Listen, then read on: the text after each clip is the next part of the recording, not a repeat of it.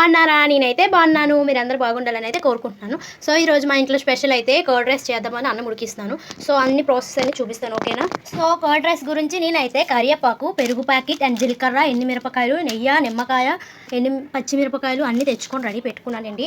So మీకు అన్ని చూపిస్తాను వీడియో తీసి, ఓకేనా? హలో అండి, ఇప్పుడైతే మనం పెట్టిన అన్నం అయితే ఉడికిపోయింది. సో మనమైతే కర్డ్ రైస్ చేసే విధానం చూసేవచ్చు, ఓకేనా? సరే చూడండి, బాగా ఉడికిపోయింది అన్నం. ఇంకొద్ది మెత్తగా ఉడికిపించి తర్వాత తాలింపు వేసేవచ్చు, ఓకేనా? నేను అన్నం ఉడికేలోపు నేనైతే బట్టలు ఉతికాను, 2 జతల బట్టలు ఉంటే ఆ బట్టలు కూడా ఉతికేసాను.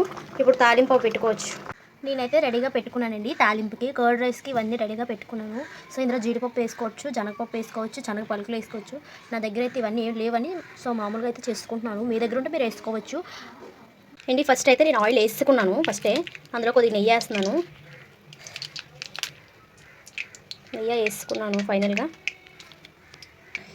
ఆయిల్ నెయ్యి మరిగిపోయిందండి. మనం పెట్టుకున్న రెడీగా సామాన్లన్నీ తాలింపులో వేసేయచ్చు.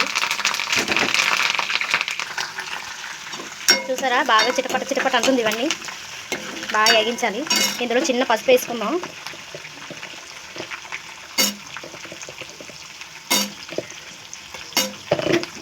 మీలో ఎంతమందికి కర్డ్ రైస్ అంటే ఇష్టం మాకు కామెంట్ చేయండి, సరేనా? ఇదైతే చల్లారినంత వరకు ఉంచుతాను. అప్పుడు చల్లారిన తర్వాత కర్డ్ రైస్లో వేస్తాను. ఆయిల్ కొద్దిగా ఎక్కువ వేస్తే బాగుంటుందని వేసానండి. అప్పుడులోగా నేనైతే బట్టలు అన్నీ ఆరబెట్టేసుకున్నాను కూడా. అన్నం కూడా తీసేసాను. తాలింపు వేసుకోవచ్చు రండి.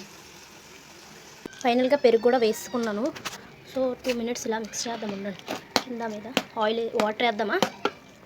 సాల్ట్ కూడా వేసేసుకుంటున్నానండి. చూడండి, ఫైనల్గా తాలింపు కూడా వేసుకున్నాం.